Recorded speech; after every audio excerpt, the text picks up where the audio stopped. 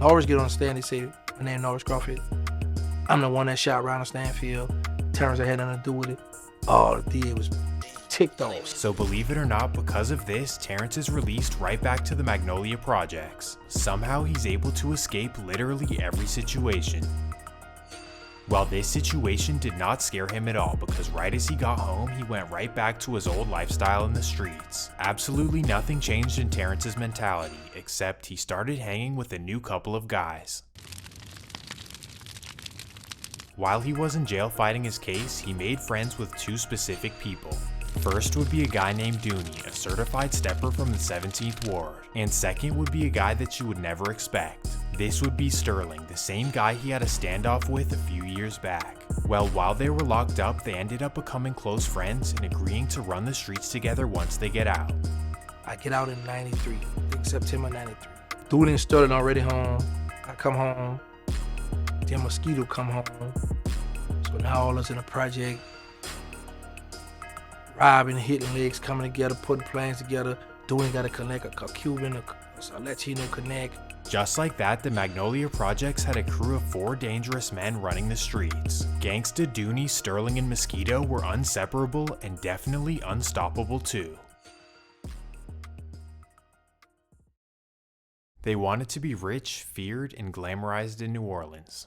They were already dangerous and feared, so to run up the money, they started moving serious weight in the streets. But unlike Birdman and Slim, they weren't business savvy and they kept blowing all of their money. So for a while, here's how it would go. First, they'd sell a bunch of you-know-what, and then they'd blow all of the profits. Then, once they realized they were broke, they would find a new supplier to rob. They were basically like a group of steppers who were trying to compete with real hustlers and kingpins. Well, once Birdman heard that they were broke, he decided to do his little brother a favor. He decided to front them some cash and a whole lot of product. So having Birdman come through, and he front all us a kilo of came through, hit us all y'all go. Obviously, Gangsta was thankful for his big bro, but Sterling, well, he had other plans. I saw it in Sterling, now he want to rob. I'm like, no, don't do that. No, we can't rob no thief, boy. We ain't doing that. Not only could Gangsta sense that Sterling wanted to rob him, but Birdman could too. So after stuffing their pockets, Birdman pulls Gangsta to the side and asks him a crazy question. I remember him calling me to the bar, asking me, like, if it came down to it, would I take one of them out? Even though Birdman's his blood brother, his friends are way closer and much more dear to him at this time. So in his heart, he knows very well that he would never eliminate one of his 3 friends. However, he also knows that if he doesn't please his big brother, he might not make it out of the question. Of course I'm gonna get it right. Yeah, of course. I'll take one of them. But in my heart, I'm like, this is my brothers here. We run the street together. So if I'm like, no, I wouldn't do that. I might not make it. I'm going to the grave. This man might hit my head. So I gotta give him the answer you wanna hear. Yeah, man, I got you, man. What a cold way to have to live. Not only does it show that he believed that his own brother would whack him, but it also shows the deep loyalty he had for his friends. The 4 of them were real brothers, through thick and thin in a city full of snakes. Gangsta, Sterling, Mosquito, and Dooney were truly an unstoppable force in New Orleans. Within a few months, all of their wishes were coming true as they were becoming real New Orleans superstars. And because of this, they were given a special name by the girls in the projects. These girls at the project, they be calling y'all hot boys. Yeah. Gangsta absolutely loved the name as it represented being young with money, feared and admired by all. And just like that, they started calling themselves the Hot Boys of the Magnolia. So now welcome to the Hot Boy era. Well, although they had 4 main members, the group was actually larger than just them. George, Mike, Mosquito, we had all these people that were hot boys. The only reason why the 4 of us stood out is because Mike back in Georgia ain't go to doing a life sentence for something they didn't do. You got Stone, the big dog, getting money. You got Skip Boo over here. You got Logger Black, Soda Slim, Duggaloo, all of them hanging over here. It's just Sterling, Dooney, Mosquito, and myself hung together every day. We all hung together every day, wore each other clothes. So it was like, okay, we the hot boy, we click tight.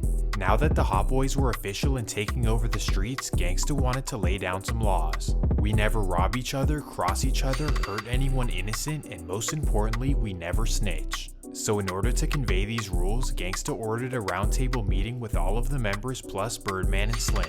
We all had sat at the round table talking, right?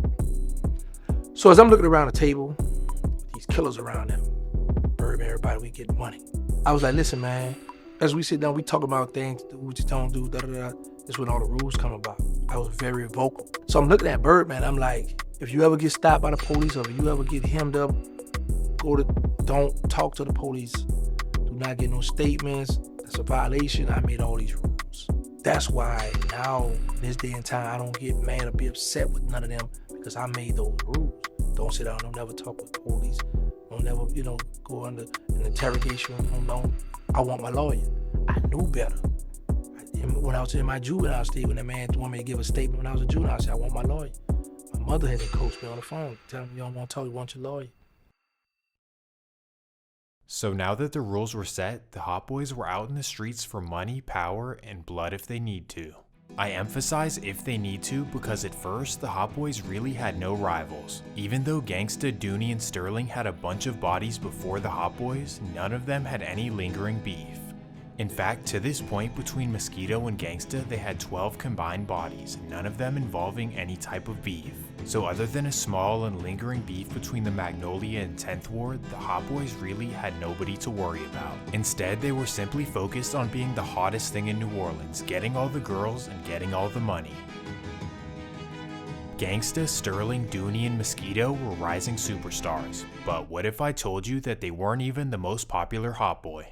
That introduces us to a young man named James Tapp, commonly known at the time as Magnolia Slim. As the name suggests, Slim was born and raised in the projects, and he was known as a hustler that nobody wanted to mess with. He was a tall and skinny moneymaker, but was ready to go to war over the Hot Boys. However, aside from his street life, Slim was also a very talented rapper. Early on, he would make a name for himself rapping in the projects, but then he would progress to performing at block parties and even high school proms. Then by 1993, Slim was only 16 years old and already the hottest up-and-coming rapper in the city. He started being recognized all over the region and was even booked for his first show. That takes us to November 14th, 1993. It's a huge day for the Hot Boys as Slim is set to perform for the very first time in New Orleans. It's actually a real concert and everyone from the city is flooding in to watch. Obviously, most people are there to support a new local star, but in a city like New Orleans, you'll also have a bunch of haters too. Well, everyone floods into the concert by 10 p.m. and that's when Slim finally hits the stage. As soon as he hits the stage, the 16-year-old star is overwhelmed by cheering fans. It's a huge moment not only for Slim and his family, but also the Hot Boys who were all in the concert. But then out of nowhere, a hater pops up and tries to spoil the performance. This fool get on the stage and caught himself trying to diss Magnolia Slim. How you diss one of the hottest upcoming rappers in our city? And we deep in here this day. Little does he know the Hot Boys are all in the concert and are always ready to handle business. As you know, they've eliminated people for much less. Well, as soon as they notice him, the Hot Boys rush towards the stage and tell him to get down. He on the stage, we like, ooh, get the F off the stage, that third wall. He was like, all right, y'all got that, get off the stage. This right here definitely could have had lethal consequences, but thankfully the Hot Boys allowed him to apologize. The reason that they didn't harm the guy is because they didn't want to ruin Slim's special night. They wanted him to end his concert on a positive note. However, this would not be possible.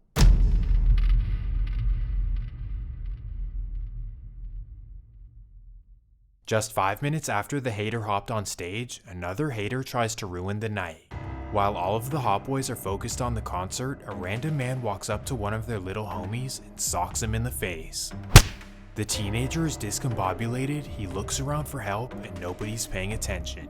So instead of fighting back, he heads for the exit and waits in the parking lot. He waits there for 20 minutes until the concert ends and all of the Hot Boys come outside. he doesn't tell them what happened out of embarrassment, but someone else does. A friend of Gangsta's from the Calliope walks up to him and tells him what he witnessed somebody do to his younger homie. He also tells him that the little homie didn't fight back, and he wants to know what's up with that. Gangsta doesn't believe it, as in his mind there's no way one of his younger homies wouldn't fight back. So he calls him over and asks him one simple question: did you get punched in the face? He tells him yes, and then Gangsta asks him to point out exactly who did it. He points to a man across the parking lot, and Gangsta says nothing and turns around to his homies. He whispers something in their ears, and they all begin walking across the parking lot. So in front of over 100 people, they walk right up to the man and make a horrible decision. We saw the dude when we got outside. He got killed.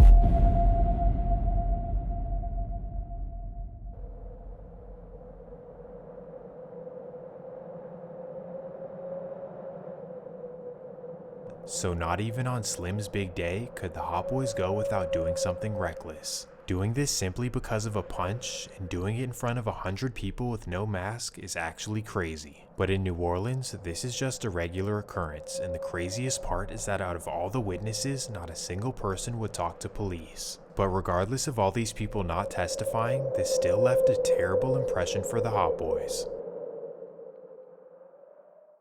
If you heard a story like this, you'd want to get out of these people's way by any means. But in New Orleans, this meant that everyone wanted to try them. Like, oh yeah, y'all think y'all are dangerous? Well, watch this. Now it was pretty much like bragging rights. If you were able to do something to a hot boy, you were the top dog in New Orleans. So just 1 week after the concert, someone would try the Hot Boys once again, with this time Gangsta being the target. This sounds like a bad idea. It's a late afternoon in the Magnolia Projects, and Gangsta is posted on Washington with some things for sale. At 7 p.m., a man that he's never seen before walks up to him and says he wants to buy something. The guy does not look like a user, so Gangsta is skeptical. So naturally, he pauses everything in fear that the man could be an undercover officer. But instead, the situation is even worse. The man quickly whips out a blick and points it at Gangsta. He tells him to give up everything. Mosquito notices what's happening from across the street and instantly sprints over. Dude pulled out the gun on me, 38, to rob me. Mosquito just hit him up, hit him.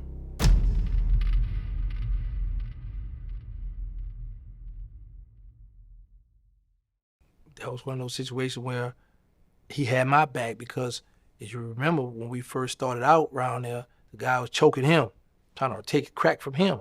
And I shot the guy for him. So it was one of the ways, it was one of the things where my bro had my back. Finally, Mosquito was able to pay him back for saving him a few years back. Well, even though they handled the situation and eliminated the robber, they were still pissed that anyone would try them. So once they found out who the man was, they decided to return the favor on the robber's friends. Mosquito and Gangsta head over to the block that the robber claimed, the backside of the Calliope Projects. Right behind, back to what Booker T. Washington. We watching him for selling. He got his money out count. As soon as they see the money, Gangsta and Mosquito hop out and go over to rob him. Let's run down on him. Man, let me get that.